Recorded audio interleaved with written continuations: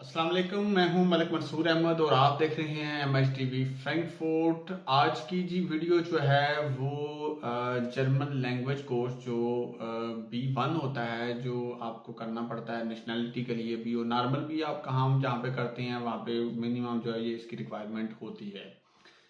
तो आज की वीडियो में जी हम इसके बारे में बात करेंगे। बहुत सारे लोगों को जी मुश्किलात इसमें आती हैं, बहुत सारे लोग यहाँ पे इतने इतने सालों से रह रहे हैं, नहीं कर पा रहे।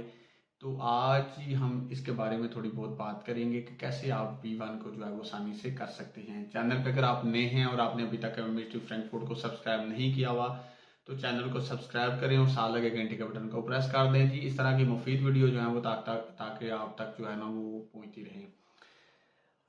B1 जो है जी डॉइच का जो सर्टिफिकेट है जी लैंग्वेज का, उसके लिए जी बहुत सारे लोग जो हैं वो जब स्कूल वगैरह जाते हैं, शुरू करते हैं, पढ़ते हैं तो काफ़ी मुश्किलात का उन्हें इसलिए सामना करना पड़ता है जी। एक तो जर्मन जो है उसमें आर्टिकल्स बहुत ज़्यादा हैं और जब आप स्कूल में पढ़ते हैं तो टीचर जो है वो फिर आपको डेफिनेटली ग्रामर के साथ पढ़ाते हैं और ग्रामर के साथ पढ़ना काफ़ी जो है वो मुश्किल हो जाता है, क्योंकि जैसा आप जानते हैं जो स्कूल जाते हैं अक्यूजाटिव, डाटिव, नॉमिनेटिव, इस तरह की चीज़ें काफ़ी हैं। यहाँ पे द्या लगेगा, यहाँ पे दी लगेगा, यहाँ पे दस लगेगा और जहाँ पे दी होता है वो द्या हो जाता है और द्या जो है वो देन हो जाता है और दस जो होता है वो देम हो जाता है।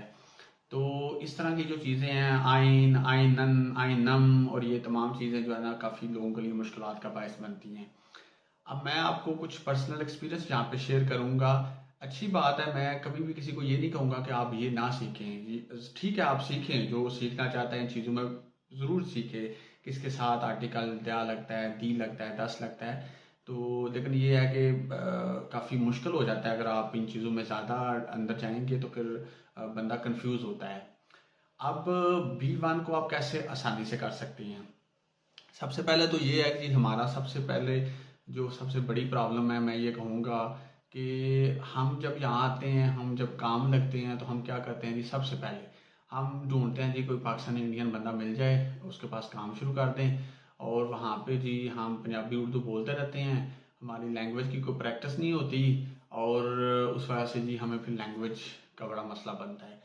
अगर आप जब आते हैं उसी वक्त ही अगर आप वहाँ पे काम स्टार्ट करते हैं, मतलब जहाँ पे जो है वो जर्मन बोली जाए, बेशक जो है वहाँ पे दूसरे गैर मुल्की हों, उनके साथ भी आप जैसे भी टूटी फूटी डोइच बोलेंगे, फिर आपकी मजबूरी होगी ना उनके साथ डोइच ही बोलनी है।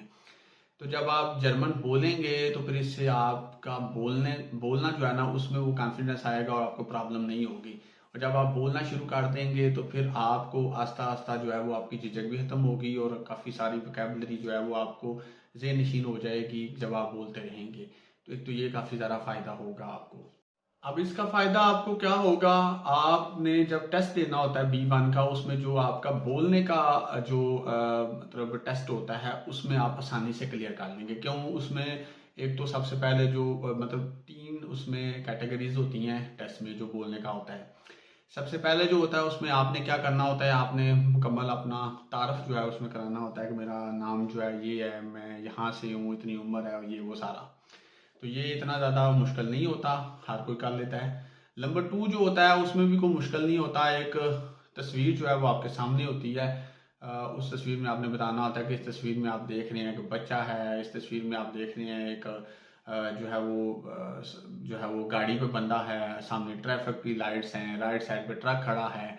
और ये तमाम सिचुएशन आपने बताने के बाद फिर आपने उसी सिचुएशन को देख के बताना होता है जी हमारे मुल्क में जहाँ से मैं आया हूँ वहाँ पे इस तरह की सिचुएशन में क्या, जैसे एक साइकिल वाला फुटपाथ पे जा रहा है तो उसका आपने जब बताया तो फिर आपने बताना जी हमारे मुल्क में जी फुटपाथ नहीं होते और मतलब जहाँ पे साइकिल वाला या साइकिल का अलग रास्ता नहीं होता या साइकिल की राइड नहीं है।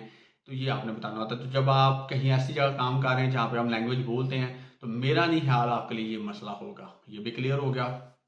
अब थर्ड पार्ट इसमें क्या होता है, थर्ड पार्ट में जो है ना वो आपने जो है वो दो लोग आप होते हैं तो आपने इकट्ठी उसके ऊपर बात करनी होती है। कोई एक सिचुएशन है जी, आपका कोई जो है वो मतलब जैसे नाहबान जो है वो आपका वो कहीं जा रहा है तो उसने जी आपको कहा है जी आप उसके घर का ध्यान रखें या उसके फूलों को जो पौधे जो है उनको पानी दे दें।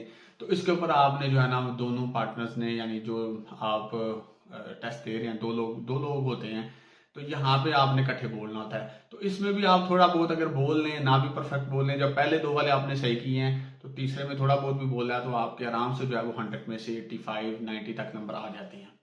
अब ये क्लियर हो गया। अब आपका हियरन का जो होता है सुनने का, जब आपकी लैंग्वेज, जब आप बोलते हैं, सुनते हैं, बातें करते हैं जहाँ पे आप काम कर रहे हैं, तो मेरा ख्याल है सुनने वाला जो है ना वो आराम से हो जाता है। अगर फिर भी प्रॉब्लम आती है तो यूट्यूब के ऊपर आप जब लिखेंगे B1 प्रूफिंग हियरन तो उसमें बहुत सारी वीडियो आपको मिलेंगी। डेली उसके ऊपर आप प्रैक्टिस किया करें, एक वीडियो डेली पूरे टेस्ट की जो है उसकी किया करें, तो ये भी आपका क्लियर हो जाएगा। अब बात आ जाती है लेजन की और ब्रीफ की, यानी लेटर और जो आपने लेजन मतलब पढ़ना होता है और नीचे जो है वो सवालात के जवाब देने होते हैं।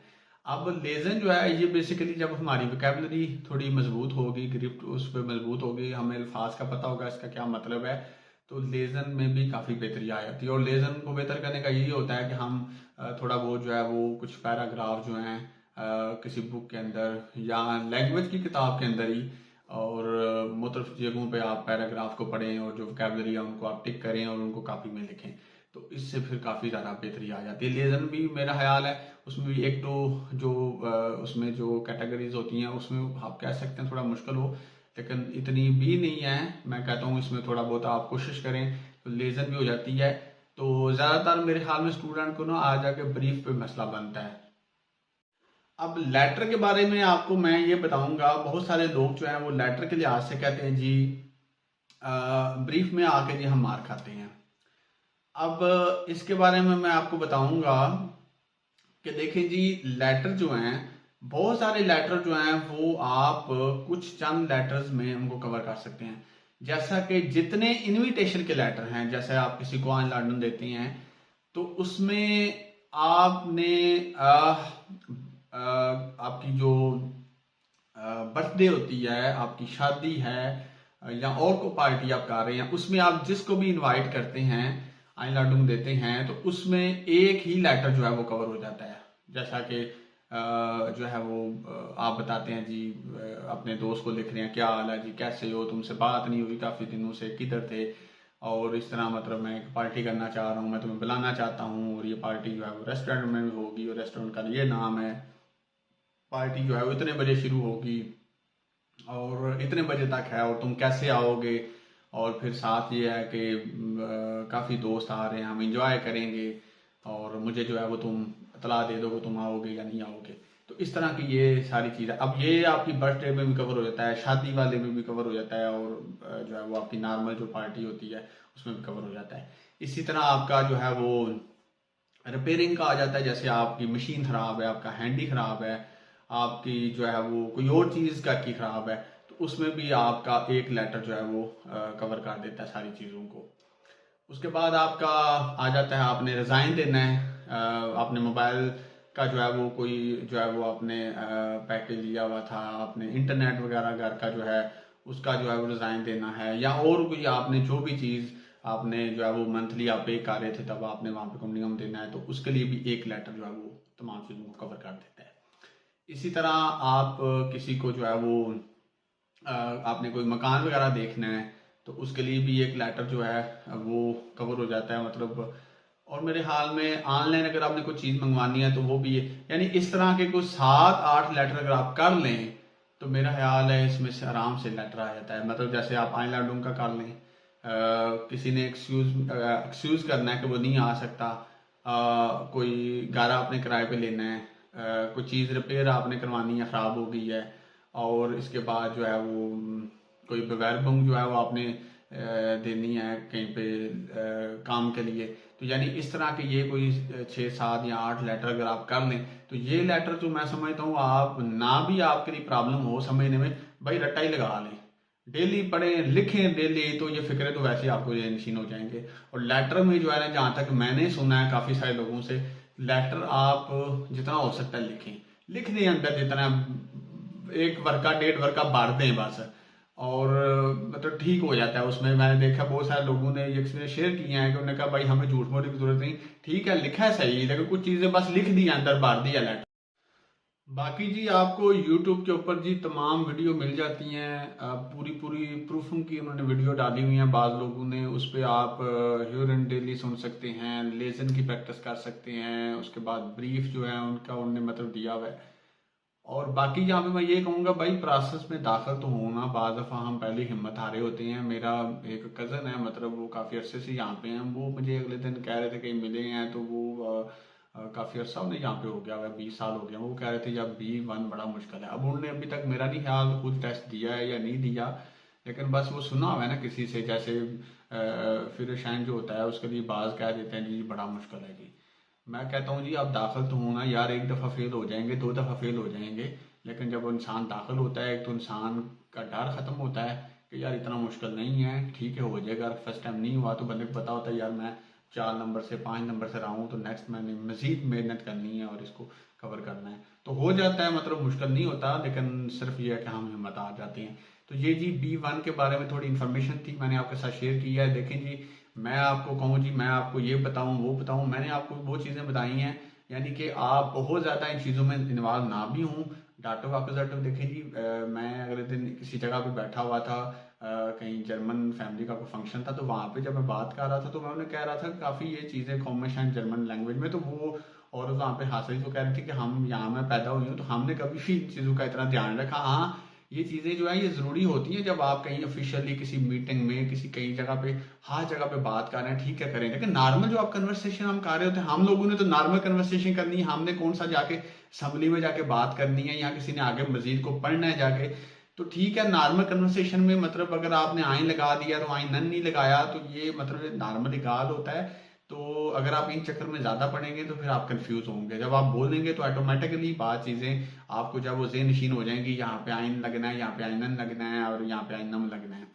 तो इसलिए जी B1 के अंदर बहुत ज़्यादा इतना ज़्यादा भी रोल नहीं है, क्योंकि ह्यूरन के अंदर इसका नहीं है। उसके बाद बोलने के अंदर भी इतना ज़्यादा इसलिए नहीं है क्योंकि आपने लिमिटेड बोलना है। मतलब एक पहला जो है वो इंट्रोडक्शन है और दूसरा जो है उसको भी इतनी ज़्यादा कोई बहस नहीं है। तो लेजन में आपने वैसे ही वोकैबुलरी हो सही तो आपको हो जाता है। आज अगर ब्रीफ के अंदर थोड़ा बहुत इसका अगर इस्तेमाल है, तो अगर आपने ब्रीफ किए हुए 8-10 और अच्छा खासा उनको पढ़ा हुआ है, रट्टा लगाया हुआ है, तो भाई वो भी हो जाता है। तो ये जी आज की इन्फॉर्मेशन थी। उम्मीद करता हूँ जो लोग कर रहे हैं तो वो हिम्मत पकड़ें और उनको इस वीडियो के देखने से काफ़ी जो है वो हिम्मत आएगी भी कि भाई करना चाहिए यार। एक दो दफ़ा फेल ही हो जाएंगे ना, कोई मसला नहीं, लेकिन करें, दाखिल हूँ, हिम्मत ना आ रहे तो हो जाता है अल्हम्दुलिल्लाह। फिर आगे भाई आपने नेशनलिटी भी तो लेनी है ना, आज हमारी बहनें खवातीन जो हैं उनके लिए भी मसला होता है, तो ज़रूर इस प्रोसेस में दाखिल हों जी। चलें जी, आज की वीडियो जी एंड करते हैं, काफ़ी लंबी हो गई है।